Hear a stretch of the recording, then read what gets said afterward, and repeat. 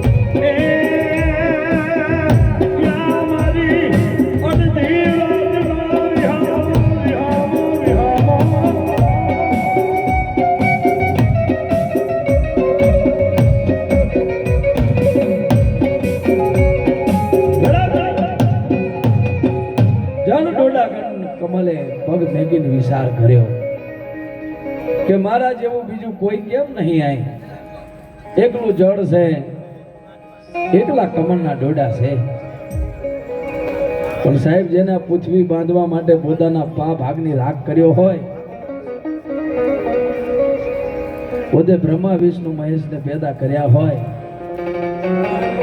ત્રિલોકના નાથને બ્રહ્મા વિષ્ણુ મહેશને બોલાયા હોય, અને ઈ દેવી એવું કહેતી કે તમે તૈન નથી કોઈ પણ એકાદો મને વરીજો, મારે પૃથ્વીનું મડાન કરવું છે. તૈન માંથી જો કદાચ 2 ભગવાનને ના પાડ્યું હોય, બ્રહ્મદેવ વિષ્ણુ ભગવાન 2 ની બારી ભસમ કર્યા હોય સાહેબ, જગતની અંદર વાતો કરવી તો જે વખતે ઘોડાનો વારો આવ્યો તો એટલે તો એમને એમ નહીં કહેવાતું ને ભાઈ દેવોનો દેવ મહાદેવ.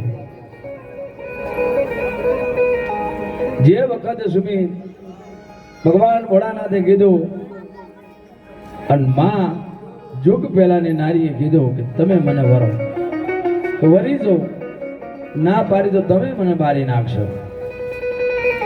વરી જો પણ તો અફલાતુરી એક નારી બનીને આવ, સતી બનીને આવ, તારી જોડે મડાન કરીને તારી જોડી વાતડી બંધાઈ જાઉં. અને તે વખતે મા ભગવતીએ અફલાતુરીનો નારાયણનો અવતાર કરવા માટે હજારો વર્ષ વીત્યા હોય. ભગવાન બળોદાથી નીકળી પાણીનો જો બોલકો છે, પાણીના બોલકાની અંદર પેબડાના પોદે ઈયળનું રૂપ લઈને બેસી ગયો હોય. હજારો વર્ષ પછી મા ભગવતી આવી હોય, અફલાતુરી નારી બની. ઘોડાને જોવા માંગે પણ ઘોડો મળતો નહીં. સાહેબ, જગતની અંદર મા ભગવતીએ જે વખતે ઘોડાને નથી જોયો તે વખતે મા ભગવતી પોતાનો મેલ ઉતારી અને જો પહેલી વસ્તુ બનાવ્યું તો મારી જુગ પહેલાની જોગણીએ એ 4 ભમરા બનાવ્યા વગર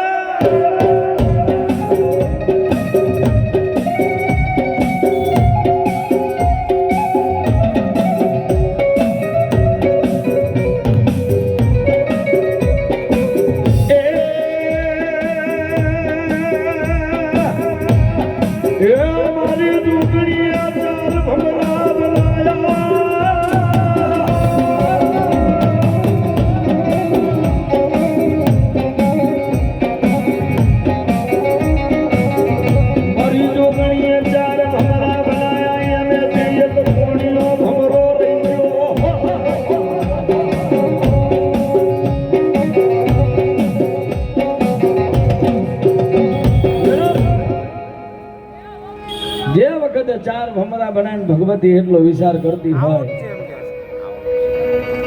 કે તમે મારો નાર, તમે મારો નર ગોતી લાવો, તમે મારો નાથ ગોતી લાવો, એની સવારી હું કરીશ. હવે જોગમાયાનો બીજે ક્યાંય ફોટો છે? ભમરા આપણે ફૂલને કમળ સિવાય બીજે ક્યાંય ફોટો છે? હા, ના હોય. જગતમાં જે વખતે 4 ભમરાને 4 ડીસાની માળીમાં મૂકી હોય, એમેથી હજારો વર્ષ પછી ભમરા પાછા આવ્યા હોય, એવી 3 ભમરાની હાંકો લાખીને આવ્યા હોય. મા ભગવતીને કહેતા હોય કે મા મરમરા, અમને તમારો નાથ ના મળ્યો, દેવ ના મળ્યો, મહાદેવ, પણ જે કાણિયો ભમરો હતો ને ધીમી ધીમી પાંખોના પાન હલાવતો હલાવતો હાલ્યો આવે છે અને મા ભગવતીના ચરણોની અંદર ઉભા રહીને એટલું કહે છે કે ભગવતી, એક પ્રશ્ન છે, એનો જવાબ મળી જાય તો હાલ અભિયાલ ઘોડો નાથ મળી જાય.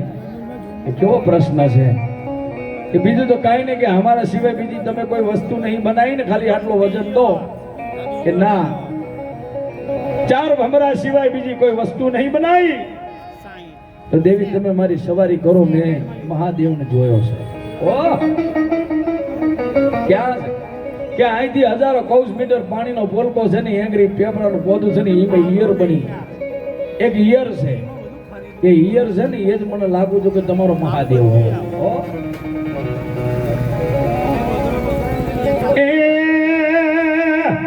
મારી કોણિયા ભમરાની સવારી કરવા વાળી જોગણી,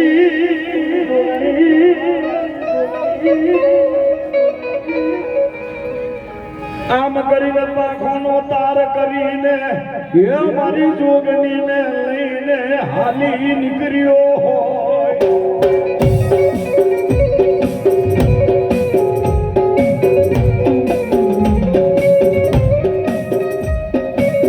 કોઈ મને જુગ પેલા ને કે, કોઈ મને પાલોદરની કે, એ કોઈ મને પેલાની જોગણી કે.